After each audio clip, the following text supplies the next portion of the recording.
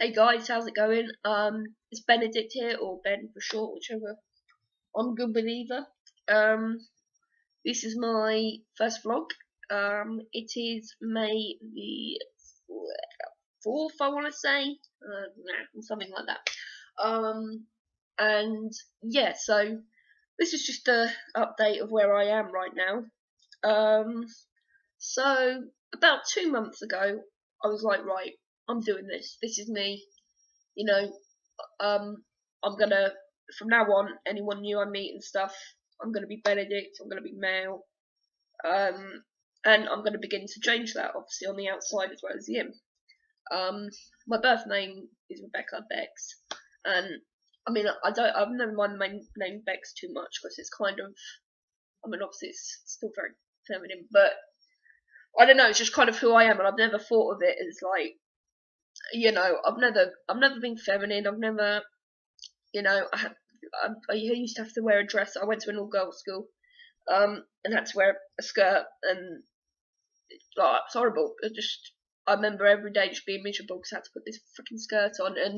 But yeah, I've never, ever since I was little, my nan used to put me in little dresses and stuff, and obviously I've got pictures and things.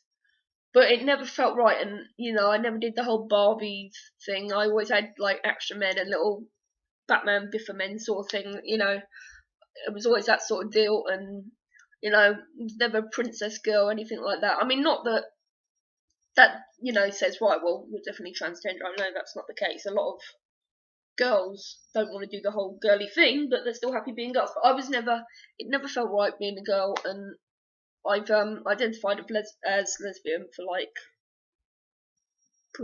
probably more than 10 years now, because I thought, well, that's it. I like girls, and I mean, look at me. I look like a big dyke right now, but that'll change. That'll change. But yeah, and it was kind of like, okay, so I'm a lesbian, and then that kind of years went by, and I was like, no, that's not right. It's not right. It just didn't feel right. I won't go into personal details, but I've never liked my body. I've never like, especially top half. I've got really bad chest dysphoria. Like really bad. Um, and that's always been a problem. I've always tried to flatten them, keep them out of the way, sort of. I mean, there's a few pictures that exist out there, and there was a few times where I was like, right, just embrace your feminine side and give it a try. And every time it's just, I don't know. I think I'd get really obliterated drunk to kind of, get over the sort of thing. Sorry, just gonna have a little drink. Yup, in the morning. So, sorry, I've completely lost my train of thought.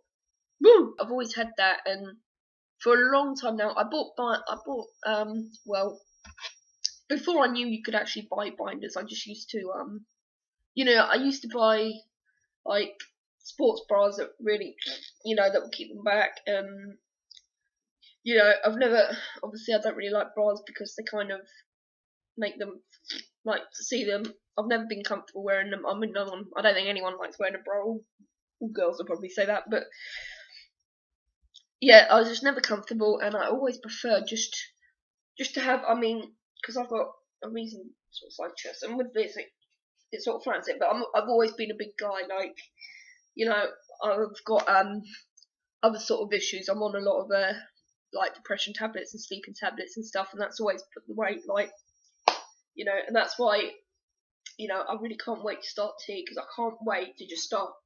I know I'll put more on, but I can't wait to just start balancing it out.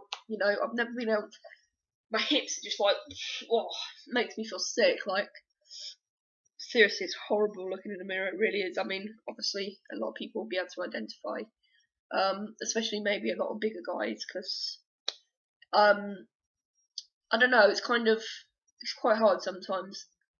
And every time I go out now, I go out as Benedict. I'm not out to like my mum and my family, really. My sister knows. She was the first person I told, and she was amazing. She's really cool. But yeah, I'm not, and I really want to tell my mum. I can't. I feel you know, me and my mum are proper close, and with all my medical stuff, she's always been there for me. You know, she always comes up to London when I have to go up to London for the local stuff and that. And because this is something I'm kind of not gonna have to do alone, but you know, she can't come in with me, you know, to the meetings and stuff.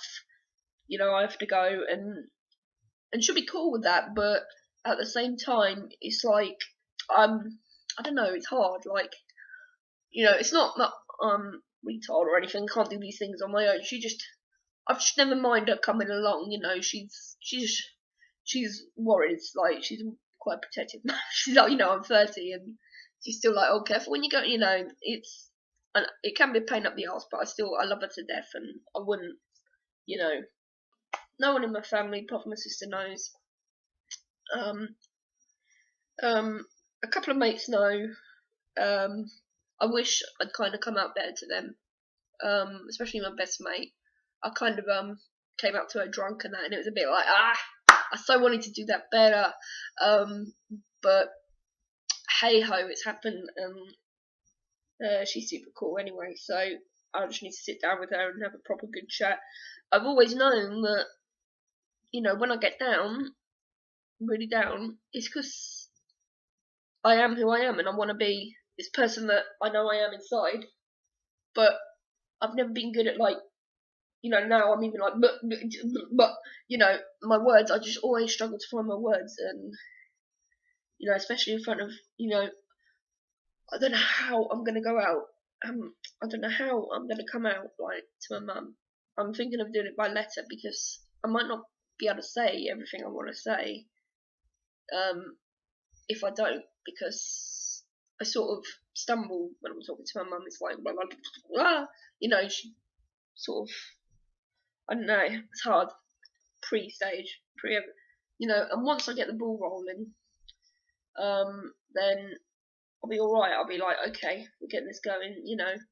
And once I've told my mum, that's it. I don't, well, obviously I care about everyone else, but once my mum knows, and I know I've still got her and everything, then that's when I can start telling everyone else. And obviously I don't want to lose any of my family and any of my close friends. But once my mum's on board, you know, I'm cool. But yeah, so that's a few ramblings of where I'm at. So that's where I'm at right now. Yeah, in the pre-everything stage, which you know, as probably most of you guys will agree, it's kind of like, it's just such an annoying stage. You just want to get everything going, but at the same time, you know, you got to research it. I want to research. I want to know. You know, I want to know when I go to my GP exactly what I want to say and how I want to say it, and you know, I want to know how to word it to my mum and my family and things like that.